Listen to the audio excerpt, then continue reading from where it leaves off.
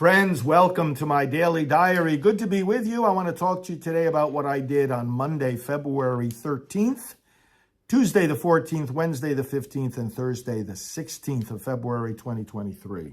These were 4 days in the office, basically preparing for and then starting the meeting with pro-life leaders, a strategy meeting. Let's start with Monday the 13th. I was early at my desk doing various phone calls, taping, staff meetings, and getting the day underway with everybody here at the morning briefing. I had email work at my desk, preparing for upcoming trips, invitations, sorting through invitations, distributing media clips from interviews I recently did, preparing for upcoming ones, working on a little history of our pro-life leadership meetings that we've had for decades now, preparing for the National Day of Remembrance, which I started years ago, working on opinion pieces for various publications and approving email blasts going out. Those were some of the topics of the work at my desk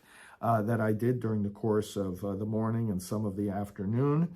I had an 11:30 meeting with our executive manager in regard to the schedule of the leaders meeting coming up, and also to some prayer I'm going to do at an abortion mill on the weekend. Quick lunch at a 1:30 meeting with another one of the pro-life leaders who will be doing some of the presentations during the meeting. A 2 o'clock meeting with our social media communications director and also website, one of the website managers. That was a 2 o'clock meeting. Another 3 o'clock meeting with our executive director, communications director, and also some of the folks from our travel and resource department. So this all relates to plans for upcoming events. From there, I went into the TV studio for a 4 o'clock taping of our evening program, Praying for America. And then after that, did my work at my desk, getting end-of-day reports from the staff, doing my daily half-hour walk, having some dinner here, and going to bed early on Monday night. I was pretty tired at the end of the day. Tuesday the 14th, Valentine's Day, actually had some routine blood work in the morning, so I went early over to the Quest Diagnostic Lab and had my blood work for upcoming, again, routine doctor's appointments. I've been doing great with my health, feeling great. But took care of that in the morning, came back, started having meetings with staff, did my scripture reflection live on Tuesday at 10 a.m. from our studios. That was nice to be able to go live. You know, a lot of times I'm pre-taping it. Did an 11 o'clock meeting via Zoom with the Abortion Recovery Coalition, because of the fact that I lead two major ministries for healing after abortion, Rachel's Vineyard and Silent No More. We're part of this wider coalition of ministries that bring healing after abortion. So that was an hour-long conference call from 11 to noon. Had some quick lunch, then did some work at my desk, some of the work regarding so the scripture reflections page on the website, working with my team to make sure that all the daily scripture reflections that I'm doing are posted on the webpage, just like all the masses that I had done in the past are still posted on the page with all my homilies. You can always go back and see that material.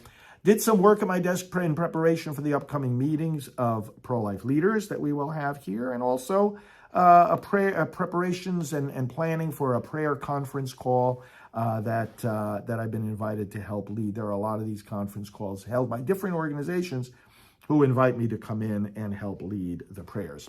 That brought me to 4 in the afternoon, where I went back into the TV studio and taped for our evening program, Praying for America, and then did my late afternoon work, again, getting staff end-of-day reports, having my daily walk, and then having some dinner here at the office and going to bed shortly later after that. Wednesday, the 15th of February. Here in the morning, various desk work. Had to go into town to pick up a couple of things from the store. Had a meeting with our travel coordinator and upcoming trips and invitations. Did some work at my desk regarding an upcoming visit to an abortion mill where I'm going to pray against abortion, an upcoming visit of our videographer, Kurt, with some plans for the studio, working on the pro-life calendar. You know, we put together a calendar of national pro-life events to distribute to the other leaders so that they can help promote one another's events. Did some work in regard to exposing the activities of the abortionist Curtis Boyd, who fortunately is retired, though he's unrepentant, but exposing what the abortion industry is like through the testimony of these people. We have a deposition from him. So I did some work on that. One of the Republican leaders wanted a prayer from me that they could use at an upcoming gathering. I got that prayer to them. Did preparation, for some email blasts that Priests for Life is sending out, gave my approval for the texts of those blasts. Had a meeting at 11 with one of our website coordinators, had a quick lunch. In the meantime, I prepared some spots for taping, some pro-life spots that we will tape in the studio. And then after lunch, I went into the studio and did that taping of, I think about 30 different pro-life spots. And right after that, went into the taping of my Praying for America program.